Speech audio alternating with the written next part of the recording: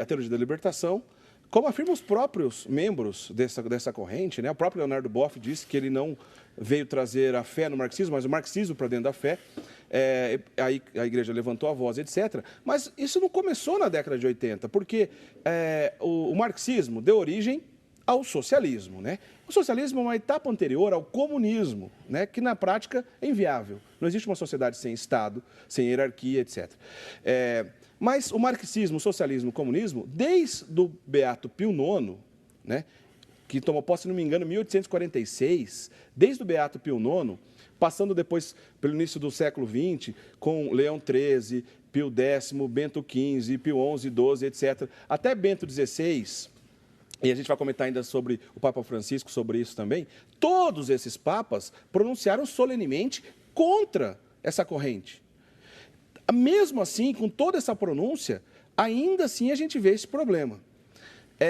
Na raiz da questão, o senhor disse desde o início, que não tem compatibilidade com a fé, não tem como. Agora, como foi possível chegar do tamanho que chegou? Porque isso aí expandiu de maneira muito grande em toda a América Latina. Como foi possível? Se era uma coisa solenemente condenada na igreja, como que chegou onde chegamos? Eric, aqui. Primeiro, alguém afirmar que não veio levar a fé ao marxismo, mas o marxismo para dentro da igreja? Imagina alguém afirmar que não veio trazer luz às trevas, mas veio trazer as trevas para a luz. Olha, é de matar, não? Uma coisa dessas. Agora, se alastrou, eu penso muito naquilo que diz o Salmo 94. Não endureçais o vosso coração, mas ouvi a voz do Senhor. O que eu acredito é que, quando os papas condenam essa doutrina, que parte do ateísmo, na verdade, a condenação está aí em virtude do ateísmo. E ontem ainda ouvia de um sacerdote muito preparado, numa palestra da qual participei, escutei pessoalmente, que ele dizia assim, não é que, falava de Pio XI, não é que o marxismo e o catolicismo são incompatíveis porque Pio XI falou que são. Não. Pio XI falou que são porque são de fato. Ok? Porque são... E não foi só ele, todos os papas. Agora, quando a igreja recorda a verdade, diante da verdade você tem duas decisões. Você, humildemente, aceita, acata, e é por ela orientado, curado, conduzido, ou você a repele, e aí pela senda das trevas você vai chegar a cometer realmente absurdos, loucuras. Eric, Jeremias 6,16 fala, parai e perguntai sobre os antigos caminhos. É isso que os papas estavam dizendo. Parai e perguntai sobre a doutrina revelada de ontem, hoje e sempre. Não sobre o que fizeram dela. Segundo, exatamente o querer pessoal. Segundo, o querer resolver as coisas do próprio jeito. O problema é quando a gente quer resolver as coisas do próprio jeito. Aí você pega uma série de comunidades religiosas, você pega uma série de paróquias e assim por diante, que em vez de continuar trilhando o caminho da verdade, do bem, da justiça, como sempre aconteceu, aos pés do Senhor, porque o homem, quando adora a Deus, o homem, quando busca a Deus, ele sabe por onde ir, ele tem a clareza do que fazer, eu torno a dizer, meu querido, começaram a fazer por conta própria, agora vai ser do nosso jeito. E cá entre nós, fazer do nosso jeito, não foi a mesma sedução de Adão e Eva? Pois é. Não foi? Por que arrastou a tantos, Eric? Que nós temos o pecado original. O ser humano tem tendência ao orgulho, a querer fazer por si próprio. E o fato de nós, sacerdotes, religiosos e religiosas, sermos consagrados a Deus, porque todo batizado também o é, não dirime essa possibilidade, não. E a tentação de dizer, olha, agora vamos fazer do nosso jeito? Sei que a igreja está ensinando assim, eu sei que até aqui foi assim, mas agora não. Agora vai ser como nós queremos. E foi o que acabou acontecendo, a sedução do sereis como deuses. Queria só fazer um comentário rapidamente para a gente encerrar essa parte para outras questões interessantes. O senhor falou de Pio XI, ele escreveu um documento solene contra isso, sim, mas em 1949, já com Pio XII, sim, tem o decreto contra o comunismo, que é curto e grosso, dizendo que não podemos associar, fazer parte e nem entrar nessa furada chamada marxismo, comunismo, socialismo. Eu queria fazer uma pergunta para o senhor. Esse decreto contra o comunismo ainda é válido até hoje? Se ele é válido, personagens clássicos marxistas, como por exemplo Che Guevara, aquele grande assassino cubano, nós não podemos associar com as imagens religiosas, não tem como. De maneira alguma. Isso é uma blasfêmia.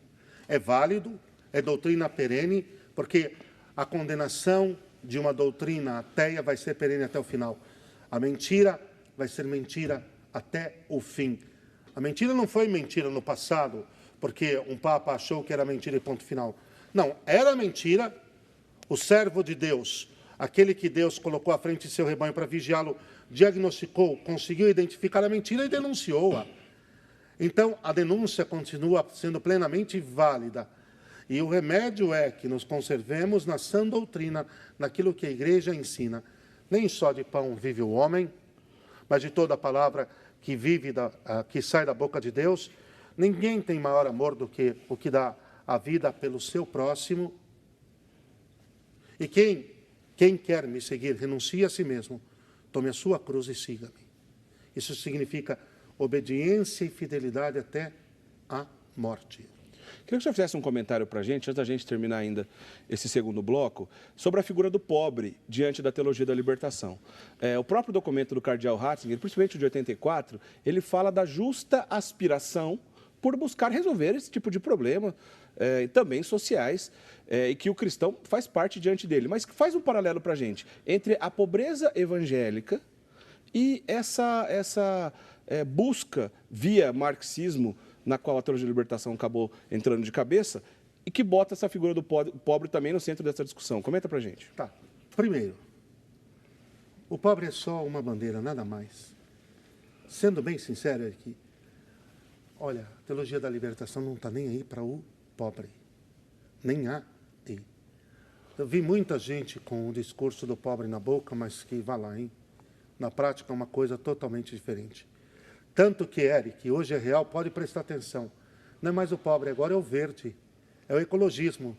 Agora nós não temos que salvar mais os pobres, nós temos que salvar as árvores, nós temos que salvar as tartarugas, nós temos que salvar as lulas, os peixes. Mudou, presta atenção, o discurso é outro, porque sempre tem que existir uma bandeira que desfoque a questão de Deus é o centro da vida, da existência, da história e do mundo. O pobre, segundo o Evangelho. A pobreza, muito mais do que uma mera circunstância ou situação momentânea, ela é uma atitude, segundo o Evangelho, de coração. Dito, a virtude do desapego e do desprendimento com os bens materiais. Evangelicamente, o padre Raniero Cantalamessa, o pregador pontifício Frei Raniero Cantalamessa, escreveu sobre isso. A pobreza, evangelicamente falando, não é nem tampouco a atitude de conivência e indiferença com a miséria material do homem, mas é uma atitude de virtude interior, de desapego dos bens materiais na sua relação com eles, sabendo que são um instrumento e um meio para se realizar o bem comum, para se fazer o bem a todos. De tal maneira que, sendo assim, vamos parar com essa conversa furada de que ser pobre, materialmente falando, estar no reino de Deus, é estar salvo, e ser rico é estar condenado ao inferno. Negativo. Eu conheço a história de um mendigo que em Madrid, me permite? Claro. Em plena Guerra Civil Espanhola, ele passava aqui e acolá recebendo sopões que se distribuíam na época, e ele carregava uma colher no seu bolso, é tudo o que ele tinha. E então ele tirava aquela colher para tomar o sopão, e depois que terminava de tomar o sopão, ele lambia aquela colher e ele esfregava nos farrapos da sua roupa e guardava como se aquilo fosse assim intocável. E se alguém pedisse para ver a colher ou apenas tocá-la, ele se enfurecia. Como eu conheço muita gente que nessa atitude de nobreza interior, de dignidade cristã em relação ao mundo da matéria, porque sabe que ele não é o fim, é um meio, fez de tudo aquilo que possuía um dom, um bem e um serviço. Portanto, nem a pobreza material leva para o céu, nem a riqueza leva para o inferno. O que Deus vai julgar em cada um de nós é o seu coração. E como se relacionou com tudo isso. Conheço muita gente também que vive numa miséria material enorme e que sua miséria moral ainda é um pouco maior. Desculpe-me. Seja na jogatina, seja nos vícios e assim por diante. E também conheço gente que, abastada, viu, Eric? Certo. E que vive numa miséria, numa pobreza material, numa pobreza espiritual enorme. Agora, essas pessoas não têm o direito de receber o anúncio da redenção? De escutar que existe um Salvador que deu a vida por elas? E que se entregam às suas vidas, elas mudam de coração e mudam de mente e passam a viver de uma nova forma, o que vai gerar um bem e um fruto também objetivo e prático para a vida de seu semelhante, porque aprenderão a partilhar? Nós precisamos ter clareza dessas coisas. Vamos parar com esse lobby de que, a opção preferencial da igreja pelos pobres é no sentido de que, para além dos sofrimentos morais e espirituais, também se agrega o sofrimento material. Como caridade, como misericórdia, a igreja está atenta e acompanha-os com o maior carinho, uma maior ternura. Mas isso não é sectarismo, não. Não vem ensinar isso como sectarismo.